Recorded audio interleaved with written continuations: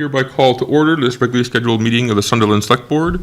The time is 6:33 p.m. Our first order of business today is going to be to approve two batches of minutes for the November 12th and the November 25th minutes for those two meetings. Do we have a motion? I motion we approve the minutes from the 12th and the 25th of November. Second. All right, we have a motion made and seconded to approve the minutes of November 12th and November 25th. All those in favor? Aye. Aye. Aye, 3-0. Val, do you guys need to call to order? Do you have? They don't have a quorum. All right, I didn't know if the other person on there was. That's Mel. No, Oh, that's Mel. okay. From our office at All this right. point, so they can do that when they get. So there can be a discussion about finance with random people in the public Yep, without the finance committee having a meeting, right? yes. Yes. Yeah, you just can't vote on anything. Yeah, We and weren't gonna, Exactly. that's not on the agenda anyway. Yeah. Alrighty. So our first order of new business is the 2025 holiday schedule. I have to apologize. This is tabled to the next meeting. All right, no problem. We will take care of that next time. That brings up our next order of business, which is the Sunderland setting the 2025 sewer rates. And the sewer rates actually are going down this year. Lovely. The total budget for approved by the WWTP wastewater treatment plant at annual town meeting was $416,857, which was, I think the last one was 424.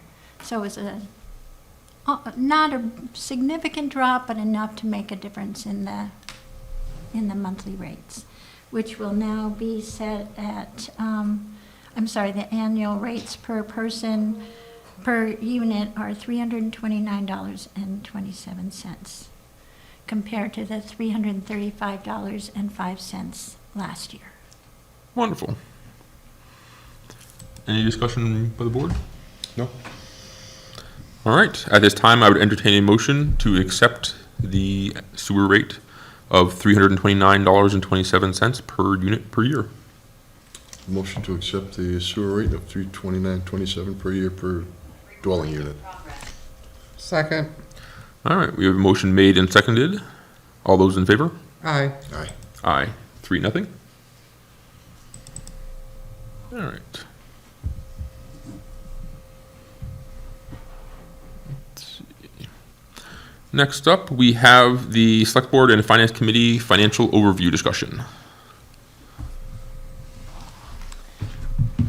So, thank you very much for joining us today.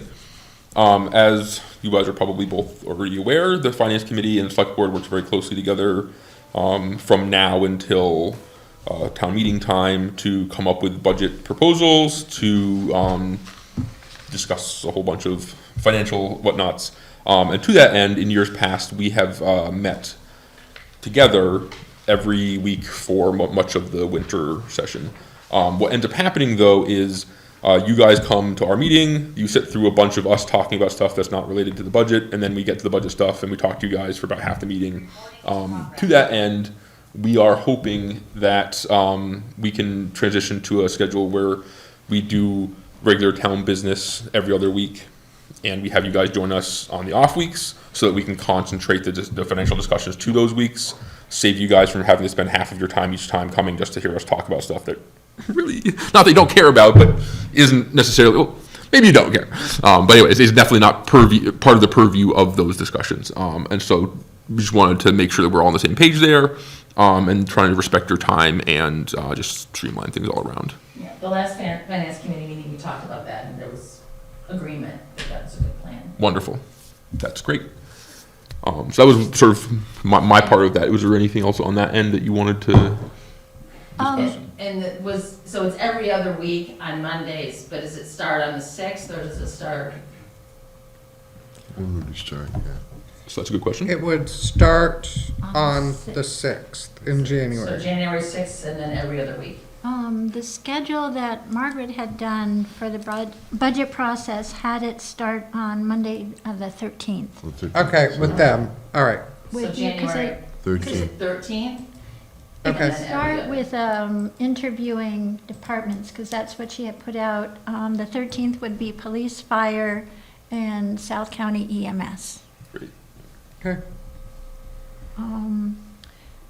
2 weeks later, it would be town clerk, assessors, treasurer, collector, accountant, and board of health. Okay. Does that sound doable? That's not too much. No, they're all fairly small departments, and usually their asks are fairly straightforward, so that's fine. Okay. And then the next one, On the 10th of February is the South County Senior Center, the library, and the Select Board and Town Administrator. Okay. And the final on the 24th of February is Franklin County Tech, the inspectors, building, Recording in progress. and highway. Our internet's being a little funky today, but that's right. And that would, and then in March, it's the school and frontier budget hearings. On the 10th? She just said starting in March. The 10th would probably, that's 2 weeks And after. now is that us going to their meeting, is that why there's no date? I think, It's them coming to us, but it's a lot harder to nail down Darius than it is to nail down the other so it members. may not be on a Monday, it may be, It's been on Mondays, Yeah, it's just a question of right. whether it's that particular Monday or not, I think. But if you can get in touch with Darius now, because the faster we get him on his calendar, the better chance we are of having him actually be available to come meet with us. But yeah, hopefully that 10th is available for him. And Right, and then we have we have 3 school ones. We have Frontier, Franklin. Franklin's the week before. On the 24th Oh, okay. is that's Franklin Tech, so I think it should Okay. just be Frontier and the elementary on that day, Okay. which is both Darius either way, so it should be just one fell swoop with them. How long are those meetings usually? A couple hours? Yeah, they're a good couple hours. Yeah, I'd say probably about a good 2 hours for each of those in terms of the presentations and whatnot. Maybe another half hour of discussion if there is discussion to be had. Yeah, I mean, we do try to move them along, because there's a couple of them that would. Go forever? Yep. Yep. And the public is involved too? They are. They are all of our sessions invited. are public, so they can come if they want to. Traditionally, we haven't seen a ton of participation from the Yeah, public on no. those. But of course, they are always welcome to join us in public session. plus they can watch on TV. Yeah. Yep. Or on Zoom? Yes, and occasionally we do, which is being super fun today. Occasionally we do Lost get a mail. follow up from somebody who watches one of our sessions on FCAT, and very infrequently, but it occasionally does happen. Well, the only other thing I wanted to, from my perspective, wanted to talk to you guys about was not that this isn't always the case, but this is going to be a tight fiscal year, largely because we are coming off of the ARPA money. And the ARPA money over the last bunch of years has not only sort of silently aided our budget, but it has hidden a lot of the increases that we would normally have seen over the last couple of years. Instead of this line item going up, no problem, we've got ARPA money to cover that. And so that's going away as of December 31st this year. ARPA money is no longer a thing. We don't have it available.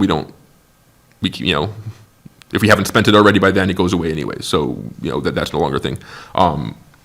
So just for you guys, for us, for anyone watching, we were, the last couple of years have been slightly unrealistic in terms of how good the budget has been because of that ARPA money, and we no longer have that. And so this is not going to be a fun, easy year. I think we're going to be able to come to a good budget, but it's not going to be a year with expansion in really any department. I'd be very surprised if we were able to do anything beyond the level services level. But that's what we're here to figure out, so. And just for context, the last couple of years, as you think about obviously the individual budget change, they don't all change the same, but what has been the overarching goal in terms of budget increase last couple of years, and then what is it this year? Obviously, that's a different number because of ARPA. So, I don't think we've really set a dollar amount for increase. What we say is level services. Okay. So, if, I'm gonna just throw out some very fictitious numbers. If the police department says they need 1,000 gallons of gasoline per year, they would budget what what they project 1,000 gallons of gasoline for their vehicles costs. We don't tell them they can only go up 2% or they can only go 5%. They keep that, 1,000 gallons of gasoline and project what that cost will be for the next year to budget it. Same thing with utilities, heating oil, things like that. So even though the services are level, the dollar amount, that's being expended isn't level. And in general, our goal is always to stay within the 2.5% of 2.5 for obvious reasons, because we don't want to have to go to the town asking for more money, and also because that's sort of intended as a guideline for how much towns should be looking to increase their budgets. So overall, we're looking for no more than 2.5% increase across the board. Luckily, some departments are fairly stagnant. We have some departments that come in with the same number they've had for the last 5 years, and that's great. Some departments have, just like a personnel increase from contracted increases or cost of living increases, that kind of thing. Sometimes, like last year, we have the school come in with a transportation increase of 70%, or I don't remember exactly what the number was, but there's often forces out of any of our controls that come in, and you can't stop that from happening. The health insurance went up by 8% last year. That has to be accounted for somewhere. And so it's trying to figure out how to make the overall budget at 2.5% when certain line items are spiking up by otherwise large things. The theme, I would say, at least for the this is my third budget season, is, as Crystal said, trying to maintain the services that we offer in the town within that. If we ever have the opportunity to increase services within that budget, great. That hasn't really been the case the last couple of years. There've been a handful of places where we've been able to do that. We did add a school counselor position. Was it last year or the year before? Last year. But that wouldn't necessarily be the standard. And that was largely a response to a need from the school from the pandemic. Did a lot of, increase the need at the school level for that kind of thing. So this year in particular, if everything goes well, I would imagine we're going to hit level services across the board. I believe we did ask in the budget memo for 2 budgets, though, one level services and one, hey, if there is some money, and we do always go through all those things with the hope of being able to do any of them. But again, this is going to be a much more realistic year in terms of where we are financially. I have a concern about the amount of free cash that's been used over the last number of years, probably at least the last 5 years. I think this past year in '25 it was $217,000, and with not much else changing on the revenue side, if we don't add that additional free cash, I think it's going to be hard to hit the level services. Yep. But I'll try to search for any other options that we have, because you only had certified $600,000 in free cash. So that doesn't leave a lot for the future. Yep. No, and most, at least again, the last couple of years I've been involved, we try to take the free cash, leave some of it alone, and try to put some into the capital stabilization, some into the general stabilization fund, and some in the reserve fund to sort of, spread the wealth there.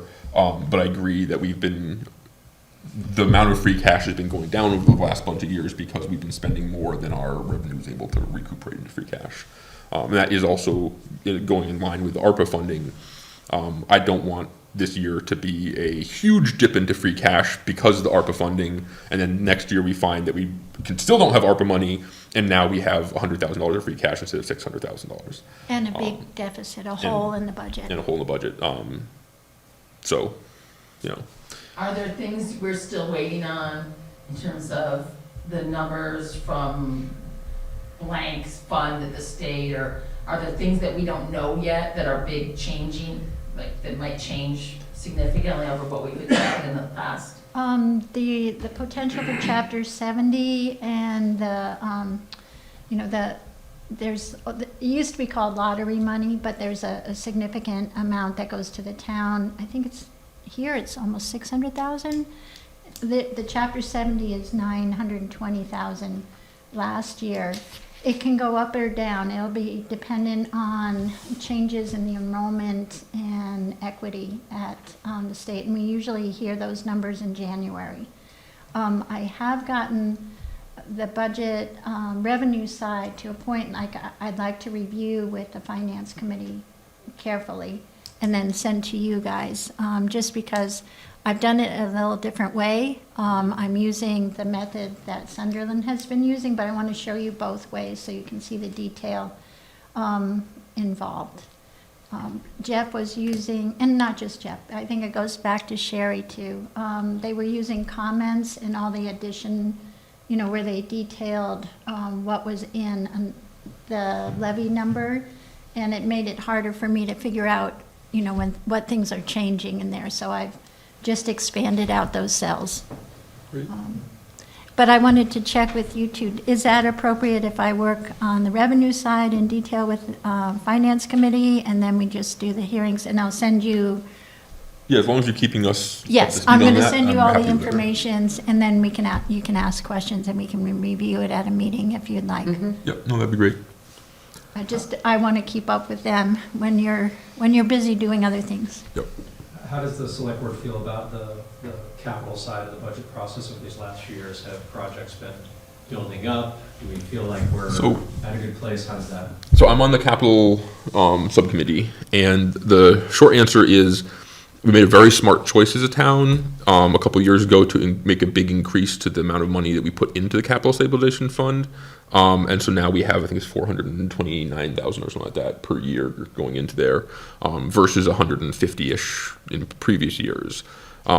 Largely that was a forward-looking measure because of the school roof. The roof on the school needs to be replaced like next year or sooner. And so that's going to be a $1 million+ project most likely. So we left some money in capital stabilization. I believe there's $200,000 in there currently. Plus we have the 400 or whatever coming in this year. And the roof project would most likely be split out a couple years. There are, of course, a handful of other sort of sizable projects in the future. Nothing like the roof, but a couple $100,000 here and there. The good news is we also just recently purchased a couple of vehicles for the highway department, including a loader and I think a scraper or something like that. And that was, according to George, last year, the last big purchases he's going to be needing to look at until something breaks or until a new need comes up. So in terms of the capital budget, we're actually in pretty good shape because the town did a good job of, again, looking forward, planning ahead, and the town, and really that's kudos to the townsfolk for seeing that need ahead of time. It's really hard to ask people for money that you need 3 years from now, but the town saw the need and came together with us. So the capital side's actually in pretty good shape. I haven't seen the numbers, or at least I haven't focused on them yet this year in terms of what the asks are. But based on what the assumed asks from last year, the future asks from last year are, we should be in budget on that end. And is it anticipated that that set aside each year will decrease or change once you get over the hump of the school roof, or that's expected to be persistent? So the capital stabilization overrides, we passed 2 now. The first one established it, and it was 120,000, I think, or something like that, which has grown by the 2.5% per year. Okay. And that's a collection of money from people's taxes that happens sort of outside of the budget. It's an override of its own. So it's, you're paying this much in tax for the general fund, and then it's this little bit of extra percentage that everyone agreed to pay a couple years ago. And then last year or 2 years ago, we increased that amount by an additional $270,000 or something like that. And again, that money comes out of the tax rolls straight into that fund every year without question. So that doesn't go down per se. We can collect less than the maximum if the need were not there. But given how things go. I think you'd have to see that fund pretty fat to do that. Because, again, sitting here today, we don't know how much the next fire truck is going to cost. We don't know how much the next police cruiser is going to cost. And we need a new police cruiser every 3 years-ish. That's about the cadence we're on. Right. And so foundation at the school, the library's 20 years old now, this building's 100 billion years old. Yeah. Right. So just our budget is already pretty tight when it comes to just the stuff that we know is going to happen. There's always the who knows what. So I don't see ourselves ever getting to a point realistically where we're going to say, no, let's not collect that taxes because we don't need that. At the very least, it would have to be multiple years of putting like that entire amount away and being like, we got like $2 million sitting there. Maybe we should not collect taxes. But I don't see that happening. If anything, with what we've seen happening with the cost to replace things, I mean, we just got an ambulance for the South County EMS this last year that was 50% more than it was quoted at 3 years prior. When we went to go get the loader, that was far more than it had been 5 years ago. Fire trucks, police cars, all these things are substantially more over time. So, again, I don't see us wanting to back that off. I do think we made a good choice with the amount we added to it, because the 400 and whatever it is pretty realistic. We didn't obviously want to ask the town for way more than we needed, although it would be lovely to have a huge surplus in that line item. I think we were reasonable and realistic about our needs in that respect. The fire chief is talking about not buying a new truck the next time, but he wants to look at the 20-year-old, 25-year-old truck and really go through that and remodel it instead of trying to buy a new truck. It'll still be pretty, a couple $100,000, but hopefully not the $800,000 a new one would cost. Or the $1 million it'll cost by the time we get to there in a couple of years. So speaking of that, when's the last time we got an estimate on that school roof? I believe the last estimate we had was 2019 or something. I'm just saying, that might be a $2 million, So I can say that that the Frontier is also looking at a new roof, and so I don't know the last time I've heard a quote on the elementary school roof, but the Frontier roof was definitely more expensive, the more recent quotes, but not a doubling factor or anything like that. It had gone up from, I want to say, 1.2 to 1.4 or something like that. So yes, there's definitely a concern there also, which is also, from our perspective, incentive to get the roof done sooner rather than later, because things don't get less expensive over time. We're not going to hit some sort of reverse inflationary period in the next 10 years where all of a sudden things go back to old time prices. No, this is what it is going forward. And so that was one of the balancing acts we do is, do we save up for the roof and have it be more expensive to get there, or do we finance it now and the interest we pay over the next couple of years is less than the increase in cost of the roof in the upfront? And so these are all, but that part of it is more of a capital subcommittee question. These two groups don't really do a whole lot with that. In terms of the discussion, when it comes time to recommendations, that group will make recommendations to both of our boards, which then our boards will have to approve or deny or negotiate on or whatnot. But in general, given that there's a member of our department, myself, and I believe there's a member of your committee who's at least has a seat available on that So we should board. probably work on that, getting someone from finance to be. It would be good. Sarah was on it. She was, yeah. Sarah. What was her last name? Yeah, Sarah was. Samarski. I should remember that. Sarah was on that board previously. So we'll put that on our priority for the next time we have a quorum at a meeting. That'd be great. Get someone on that. Yep. And there is a study, a $15,000 study on the school roof that's happening now. Yes. An engineering study, so there should be costs We'll have a good number. potentially coming out of that. On SES? Yes. Yeah. We had put, I believe it was ARPA money, not last year, but the year before into that. It takes a while to get things going. Given we have a history with that, or if we really want to make sure we have everything good. Yes. Yes. The collapse. Oops. Yep. And there is also discussions going on, both within our board and also with the Energy Committee, about whether it makes sense to do solar on the roof, incorporate infrastructure so that if down the line we wanted to add solar to the roof, it wouldn't be like tearing the roof off to put a new roof on, like putting the brackets in already or whatever, or whether that doesn't make any sense at all, and it makes more sense to, if we are wanting to add solar capacity, to look to another ground-based thing or carports over the parking lot or something like that. But we are having that conversation now, because if we're going to be investing $1 million or whatever in a roof, it makes sense to have that roof meet the needs of the town for the next 30 years, not just the next 10 Yeah, maybe, and I mean, you know. you need to, yeah, that discussion needs to be with somebody who's very familiar with it, because if you look at just a basic level of putting, for example, putting solar on the roof of the elementary school, the building is closed down for the most part during peak solar, right? June, July, August, where you have lots of sunlight, long days, and that building's not really sucking in that electricity at that point because it's closed down. I mean, one of the concerns about that was that the grid may not want that much extra electricity, and it may end up being hard for the town to make a deal with the electric company to be selling all this electricity this summer that we don't need. But It would be okay, you could allocate it to other buildings. That's what, you can. yeah, You again, can- if we're they're getting a under little your off in the weeds on this one. Yeah. But there is discussions going in that Yeah, general but area. and they just need to be by people who truly understand the way it was built, you know, the connection to that solar farm or the, you know, solar. Yep. So, yeah. But To make it, and that's basically just getting to the point of determining what type of roof to put on that building, right? Do we want to deal with a solar capable roof, or do we want to just go with standard roofing on that building before we?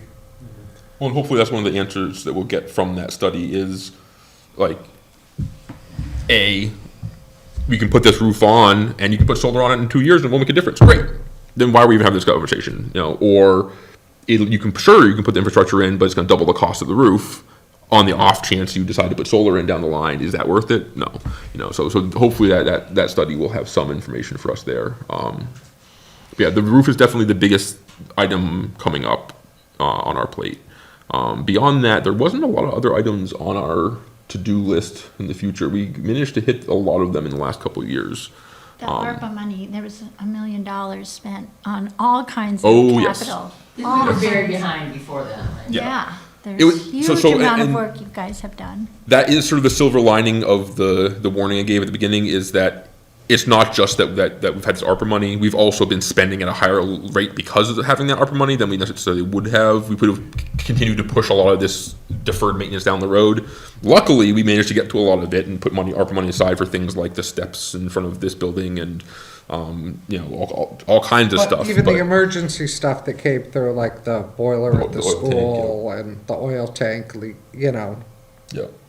So there's definitely going to be an impact, but not necessarily for the full $1 million dollars worth of impact, because we could have gotten away with spending less money the last couple of years and still had deferred maintenance that we're pushing forward. But we did take the opportunity to get some of that stuff up to speed, up to date. So hopefully the next couple of years won't be quite as intense in terms of capital requests. But again, that roof, that roof is multiple years worth of capital budget by itself. So. One other question I have is just, you know, we have new chair, Val, and I'm new. How can we be most helpful to you all? Either things that the finance committee has done in the past, they want to make sure we keep doing, or things that we could do, that whether they were done in the past or not. In terms of, you know, support, advice, analysis, I don't know. That is a very good question, and to be honest, I don't have a great answer for you. You can think about it. and Yeah, let us know. that seems like more of we'll think about it and we'll get back to you kind of one. I think in general, you know, we on this board don't necessarily have a finance background, you know, and we're looking at a big picture of which finance is a small slice. You know, there's a lot of other pieces, and your piece is that finance slice, and ostensibly you guys come from some background that made you think you would be good on a finance committee. So here you are. So we really appreciate some insight in terms of the finance part of that. You know, a lot of what we're going to be considering is also things like sometimes you have to spend money in order to provide the services you need to spend, you know, and so there might occasionally be, I wouldn't say necessarily conflict or tension, but the interests of the two boards aren't always 100% aligned, but in a good, healthy way that keeps us honest and keeps the town fiscally responsible. So beyond, I don't really, do you guys have any? No, I mean, just by all means, if you see something, Say something. say something, yeah, let us know, because, you know, I can look at those budget numbers and go, huh. we just increased, that line item by 200% and going, I don't know if that's real or if that's a typo. Some of that stuff to me just doesn't always jump out at me as it being, necessarily correct. I have tendency to think a lot of things are typos on those budgets and go, oh wow, it really does cost that much. That busing increase last year, I was pretty Yeah. sure it was 7%, not 70. I was like, you sure there's not one too many here? Yeah. I know one of the things the finance committee is interested in is growing our numbers. We're at bare bones, new. I'm new as a chair, Dylan's new on the committee, right? And, but I know if you look at a history of, I don't know, 25 years, right? The finance committee has been bigger, more involved, more active, and so that's our goal. So if we can pull together the resources to pony up our side, we'd like to, find out, maybe we'll be a situation that we can do more to be assistance So to the town. We're not there yet, I would say, we're. I think you're touching on a much larger systemic issue across local government, which is that the willingness and the time people have to volunteer on boards or willingness to run for elected positions or whatnot has been declining over the last bunch of years. I don't have a magic wand to make that better, other than just, if you're watching this, wherever the cameras are, I encourage you to get involved.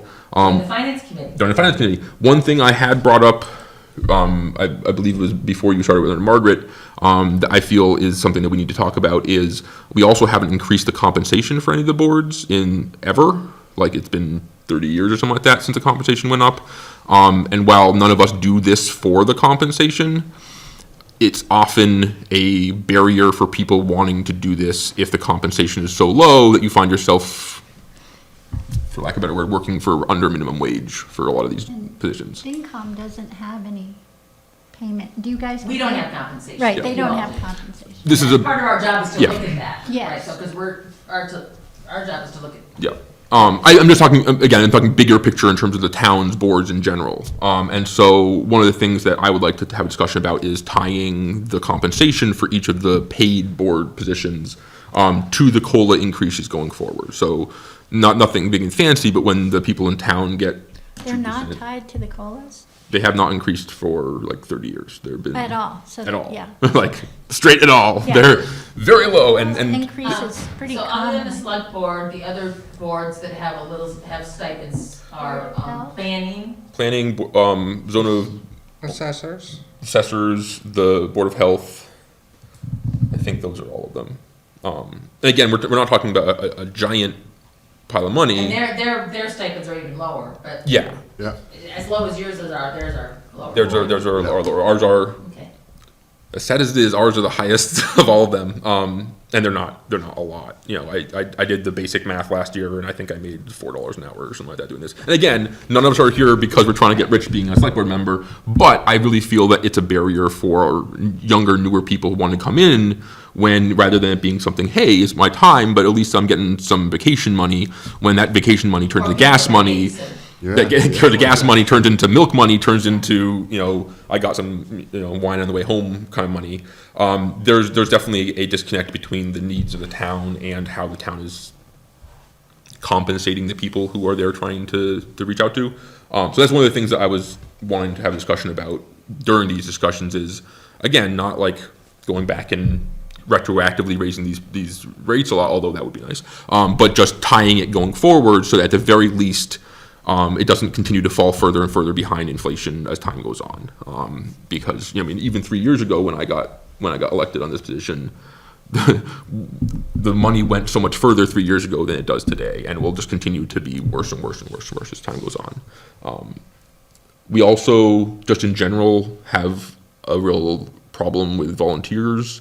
Things like the Riverwalk path. We're struggling to be able to find people who will volunteer to do maintenance on that. Just in general, I can't tell you the last one of the spring caucuses I've been to where we weren't having to convince people, come on, you can run for that position, right? Come on down. And I think other than 2 in the last 10 years, there hasn't been any other contested elections in town ever. All of which are parts of healthy democracies, and so Yeah, I think the only You know. contested elections have been school committee. there have been a school committee seat that's been contested twice, yeah, in the last 10, 15 years or something like that. But yeah, other than that, it's, you know, twisting arms to get people to agree to run for the position. And there's something to be said about that in terms of the engagement. You know, if I'm not forced to knock on doors, I'm not forced to put, you know, signs out on my front lawn in order to get reelected. It doesn't force me to make that engagement with members of the constituency. When you have vibrant elections, like in Deerfield, if there's a contested select board seat or something like that, when you come out the other side of that, you end up having a bunch of people in that person's camp who are ready to like get progress and make things done. And it inherently brings people into the political fold by just having a contested election in town. And so I really feel that for the health of democracy in Sunderland, it's good for us to do everything we can to make that happen. So I'll get off my little soapbox now. That's important. I mean, have you seen, obviously there's a lot of small towns across Western Mass.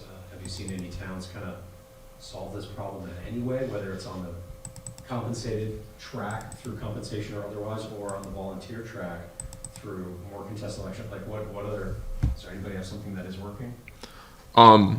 If you find somebody who has something that's working, please let us know. Okay. We'd love to hear. I think that it's Everybody's in a similar. It- it's- yeah. Unfortunately, I think controversy often does it. yeah. And it brings more people out, but it also, the political climate gets hotter and, Right, school committees have been where we've seen contested elections across Western Mass. It's more the And issues than They're the, not good. yeah. I mean, it's good, but it's, Yeah. Well, and that is obviously the balancing act that we want to have because Yeah. believe me, the three of us really appreciate having a town that is largely on the same page and doesn't argue all the time. So I'm not saying I want to like bring contested everything into town. Just that I think there is room for some vibrancy to that effect. yep. or just get more people engaged somehow, yeah. Well, I think a big part of that is outreach to like UMass students, for Yeah. example. There's a lot of UMass students in Sunderland. Every now and then we get some of them who are engaged in town, and that engagement kind of wanes a little bit. But if we can get people who are young, unencumbered with children, at the beginning of their careers, in the middle of their education, something along those lines, those are people who are both idealistic and also have time on their hands. And also traditionally people who don't get involved in politics at this kind of level, which would be, from my perspective, great. And to that end, we actually last year, I'm not sure if you're both aware of this or not, the town passed an ordinance to allow 16-year-olds to vote in town. That has pending at the state level, because we have to wait for the state legislature to give us the okay to implement that. But assuming that happens, it will allow 16, 17-year-olds in town to vote on town issues. Which we're hoping will help to get people engaged while they're in high school and while we have civics teachers who are forcing them to be a little bit more engaged. Would that mean that they could sit on official committees? That's a very good question, and I believe you still have to be 18 to sit on a committee. I was just, That's a very good question. I kind of think so too, but I, No, I had a not everybody 16-year-old. wants you a know, 16-year-old on the finance committee, but I'm just That's- curious. I think it is possible to That's have a them very sit good on. question. We had them on, a girl on the recycling committee. Okay. I think it is allowable. Which would be wonderful if we could get people who are young and interested into the system. It depends on if it's elected or, yeah, I don't know. It's a good question. Yeah, and again, it depends whether they're a committee member, a voting member, a non-voting member. Yep. Because there are committees that have non-voting members. And they'll probably disappear when they hit college age. Very possibly. Anyway, but when the state formalizes that, maybe those are some of the kind of questions we Yeah. can answer. Absolutely. Either way, the 18-year-olds, there's 18-plus-year-olds a lot. 18 to 60, I feel like that's a good market we can go after. And I don't think that any of us should underestimate how politically motivated and engaged young people can be when given an opportunity to do so and with a cause that they care about, you know. And we see that at UMass with protests around Palestine. We see that across the country with young people getting involved in different movements and whatnot. And so it'd be great if we could find a way to energize that energy into local politics. I know that running towns may not be necessarily the most sexy part of politics in general, but it's one of the most important, so, you know. First step. Exactly. Michael Moore started out on his local school committee when he was 18. Who did? Michael Moore, the Oh, he did? documentary maker. Yeah. Yeah. He, the year that they lowered the voting, everything to 18, he ran as an 18-year-old right out of high school for this local school committee in Flint. That's his beginning. Yeah. You know? Maybe we'll have the next Michael Moore as a 16-year-old. You know, Well, there was, FCAT was helping us, a student group take and do a video over the weekend in this space that was about a meeting.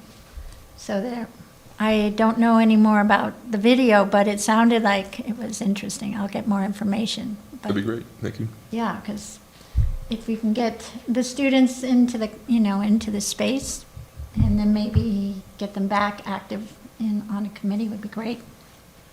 Well, in the spirit of moving the volunteers along so that we can continue to volunteer, because we haven't been burnt out, I feel like the next steps for the finance committee is that we keep in contact with Becky as more numbers Yep. come in, and we go through those and make sure we're up, and then, between now and the 13th of January, and then the 13th of January, we will kind of be with you all to look at what comes in. Sounds good. Yep. Do you guys have any more questions for us before we move on to our next item? No, thanks for your time. Wonderful. Thank you for joining us. We appreciate you being here, and we appreciate your And service. it's my birthday today, so we should all don't sing. Happy birthday. No, unfortunately, we're not allowed to sing as a group because it's just too horrible. Because we're awful. Nobody wants to listen to me talk, never mind sing. The owl just slowly slides itself off the edge of the table. And it's So, horrible for everybody. All right, so thank you guys very much for coming. Our next order of business, or that's our last order of new business. Our next order of old business is select board updates. Crystal, do you have anything for us today? I do not. Wonderful. Dan, anything for us today? No, I don't think so, no. Wonderful. I don't have anything either, other than just wishing everybody a happy beginning of the cold holiday season. All right, so that's it for select board updates. Next up is town administrator updates. Becky? okay, so I have 2 agreements for you to sign. I'm sorry. From the fire chief. If you would, so these are tri-state fire mutual aid agreements that are due by the end of the year. A number of the communities in the surrounding area, most of Franklin County going into the Berkshires belongs to the Tri-County Fire.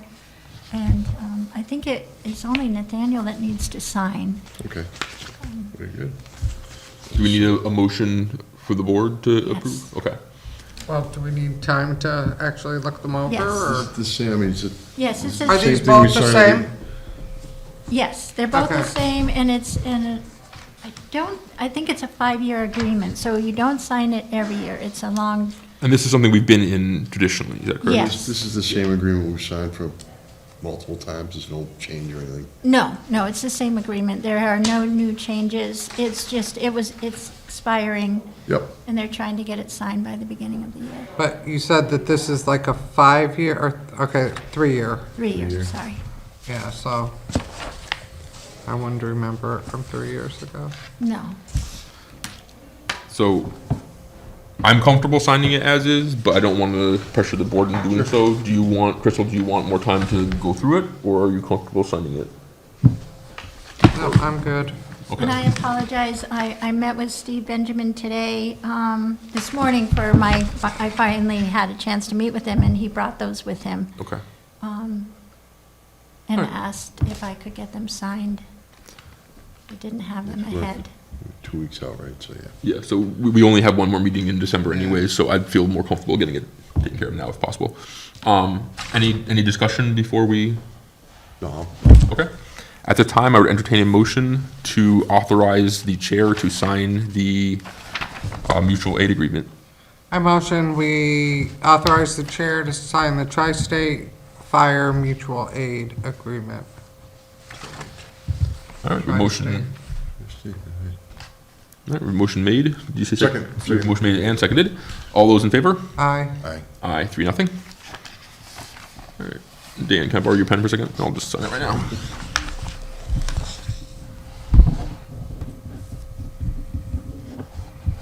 All right, beautiful. Oop. Throw two.